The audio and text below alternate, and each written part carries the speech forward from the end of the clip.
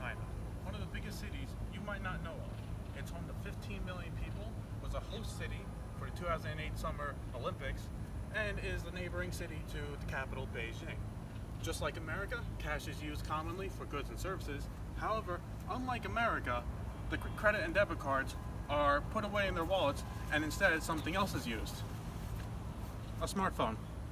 That's right. One bank account, one app, and one smartphone, and you can do anything you want here.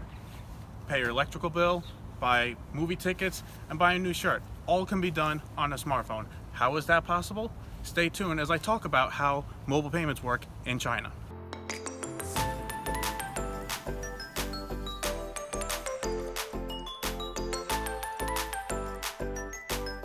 One area where China is way ahead of the game is with mobile payments.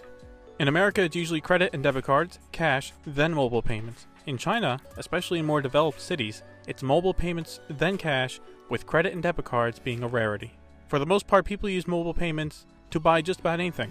For example, you can use your phone, scan a QR code, and rent a bike to ride in a supermarket, and use your phone there to pay for groceries. Now, there are multiple ways the mobile payments work. The most common way is through their social media apps like WeChat. Think of it like an iMessage/Facebook hybrid. In WeChat, there is WeChat Pay, like Apple Pay. Once you set it up with a card as a backup for payments, there is a barcode you can scan to pay for stuff. People can send each other money to use for WeChat Pay as well, something Apple recently added in Apple Pay. Now, when using WeChat Pay, there is usually two methods. The first is the easiest way, which is to open up the barcode and the cashier scans it. Once it is scanned, the cashier and you both receive a notification that it went through, and you receive a message of how much it was. The other way is to scan a QR code by the register that will open to the WeChat account of the store. You put in the total amount, and again, both you and the cashier will receive a notification that it went through. Now you're good to go. Now, the reason I gave an example about mobile payments earlier is to make a point that it can be used literally anywhere. Supermarkets, fast food, retail stores, even street vendors like the ones you see in New York City have a QR code for WeChat Pay for you to use. WeChat Pay is not the only one that there is in China. Another big one, even bigger than WeChat, is Alipay, made by Alibaba. And as a distant third, Apple Pay is also starting to grow a foothold here as well. If you're ever in China, a good way to tell who accepts what mobile payments is to check the stickers. Most stores will have stickers by the entrance telling you what mobile payments they will accept. Now that you know how the system works over in China, let me take you back to how they got there.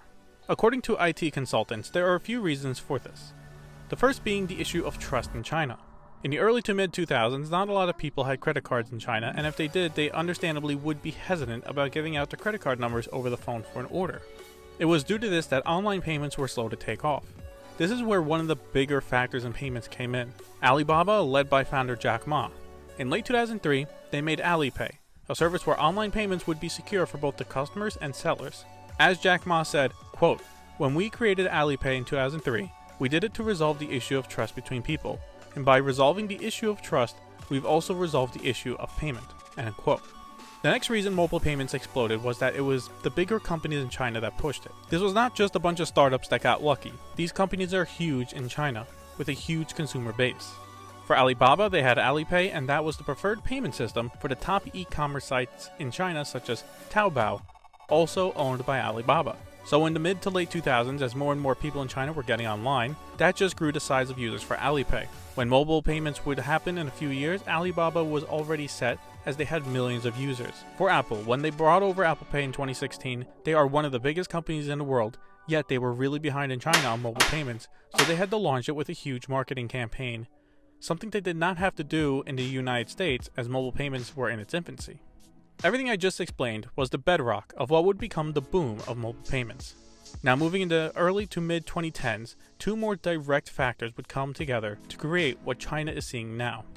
Over the past few decades, more and more of China became modernized, and with that, more and more people were becoming part of the middle class, and that meant they had more money to spend. This, combined with the rise and popularity of smartphones and smartphone makers, started to make more affordable phones, causing sales to skyrocket. From CoreSite research, by the end of 2015, there were 620 mobile internet users in China, which also happened to make up 90% of all the internet users in the country. China turned into a developing country where the smartphone became an extension of themselves, more so than other countries like America. The market obviously then responded, and soon companies worked it to make it easier for the customers to pay using just their phone. Now, living in China, you can pay for just about everything from your phone, such as food, movie tickets, water bills, phone bills, and renting bikes, just to name a few. So that is the history on how mobile payments came to dominate China, but I wanted to explain how it is different from America. If there is one word I could use to differentiate the markets, it would be fragmentation. In China's situation, it was a mix of quick economic changes and the fact that once mobile payments started to get big, companies worked to be able to accept payments through the services like Alibaba and WeChat provided. In America, we have had a system of cash, checks, and credit cards for decades, and that is a cycle that is hard to break. Not only that, but you have banks that are slow to a changing economy, and companies that have decided to each have their own version of mobile payments. Big ones like McDonald's, Starbucks, and Dunkin' Donuts each have their own mobile payment system, usually a barcode to scan versus a QR code in China, and some type of reward system. These are designed to get you to keep using the app to buy stuff, keeping you in their own system. Now yes, some companies do allow multiple mobile payment options like McDonald's. For example, you can use either their app or say Apple Pay or Samsung Pay. However, other companies refuse to actually change and allow multiple mobile payment options. An example here is Target. For years now, Target has refused to accept Apple Pay and recently just started their own mobile payment system, another barcode system in their app, but still no Apple Pay. This is why for, at least in America, Samsung Pay is the way to go, as it is built to actually work across America because it is able to work with credit card machines that don't even have an NFC reader built in. And I guess for smaller companies, that is one of the main reasons for their hesitance to adopt mobile payments is the cost of upgrading hardware to accept those payments. So for the past few years now, China has been at the top of its game with mobile payments, while America has been playing catch up. But now with the rise of Chinese middle and upper class, more and more Chinese tourists are traveling the world, and this is causing issues with companies. Since a lot of Chinese citizens are used to mobile payments and maybe some cash, they are shocked to learn their mobile payments might be useless to them depending on where they go. To solve this growing problem, companies are now starting to work with Alibaba and WeChat to offer mobile payment services to their Chinese customers. From a Forbes article from 2017, it talked about some of the deals that companies were doing in order to help better serve Chinese tourists. Quote, Alipay has already signed global agreements with Marriott and Uber. Alipay will be rolling out a partnership with Yelp in New York, Los Angeles, Las Vegas, and San Francisco. WeChat Pay has also signed a Las Vegas deal with Caesars. End quote. Over the next few years, you can expect this to happen more and more, and if you currently live in a major city such as New York City and Los Angeles, you might already have them. Just like out for these stickers, if a store has them, that means they accept it. So in conclusion, I wanted to make this documentary because I was visiting in China with my girlfriend. I became amazed at how pervasive mobile payments were in day-to-day life. As someone who has had a deep passion for technology, I was just amazed about it and I wanted to talk about it, but I wanted to do it right. I felt this was a topic that I could have done more detail on and not just be a 2-3 minute video on YouTube or a segment on my What Happened podcast. No, I wanted to expand on it, and so this was the end result. I hope that by watching this, you learned something new, and maybe you became more interested in it as a result. Thank you for watching.